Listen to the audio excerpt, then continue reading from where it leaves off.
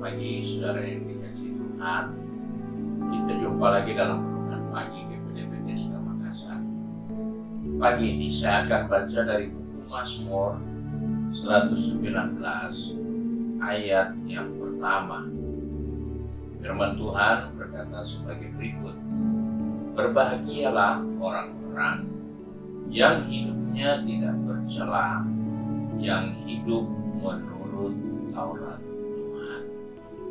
Puji Tuhan, kebahagiaan adalah dambaan setiap manusia. Apa saja yang kita kerjakan, apa yang kita harapkan, apa yang merupakan tujuan, selalu itu dibayang-bayangi oleh keinginan untuk berbahagia.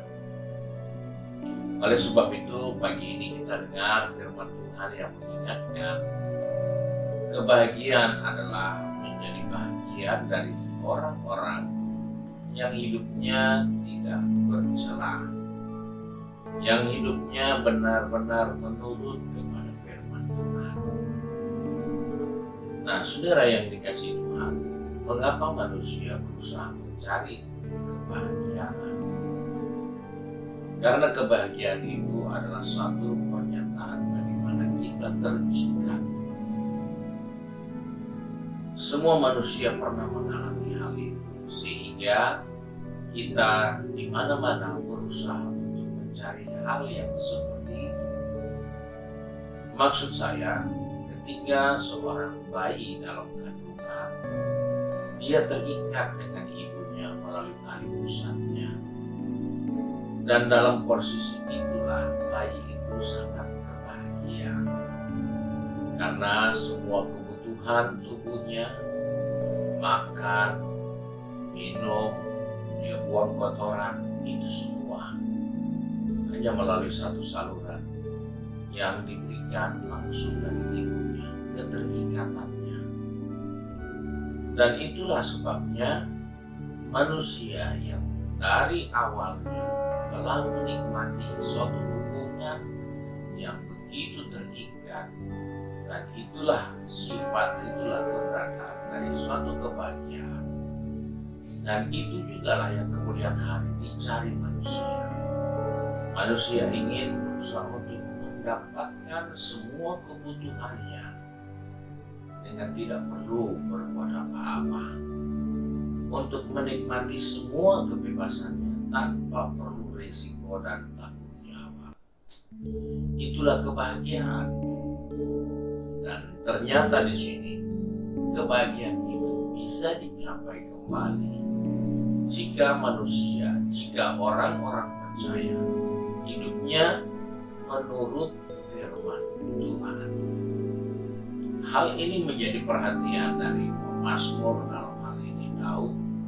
Dia menyatakan hal ini supaya orang-orang yang ingin menikmati kebahagiaan adalah orang-orang yang menjaga pikirannya, yang menjaga hatinya dengan rajin untuk menjalankan ajaran firman Tuhan.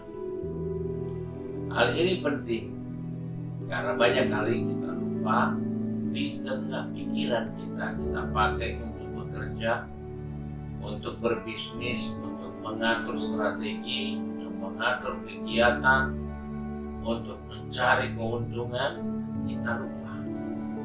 Pikiran ini juga harus diberikan porsi yang terbaik untuk taat kepada firman Tuhan. Hati ini juga harus diberikan porsi, diberikan bahagian untuk mau menjalankan hidup sesuai dengan firman Tuhan. Kegagalan kita karena pikiran kita seringkali tidak ada bahagian yang kita siapkan untuk memikirkan apa yang menjadi firman atau kehendak Tuhan. Hati kita tidak ada bahagian yang baik yang kita siapkan untuk melakukan firman Allah dalam kehidupan ini. Seringkali hati kita justru banyak kali menipu kita. Hati kita justru membawa kita kepada hal yang salah karena kita tidak menjaga hati kita, pikiran kita. Sebab itu Rasul Paulus katakan, Tuhan akan menjaga pikiran dan hati untuk terus ambil bahagia dalam ketaatan kepada firman Tuhan.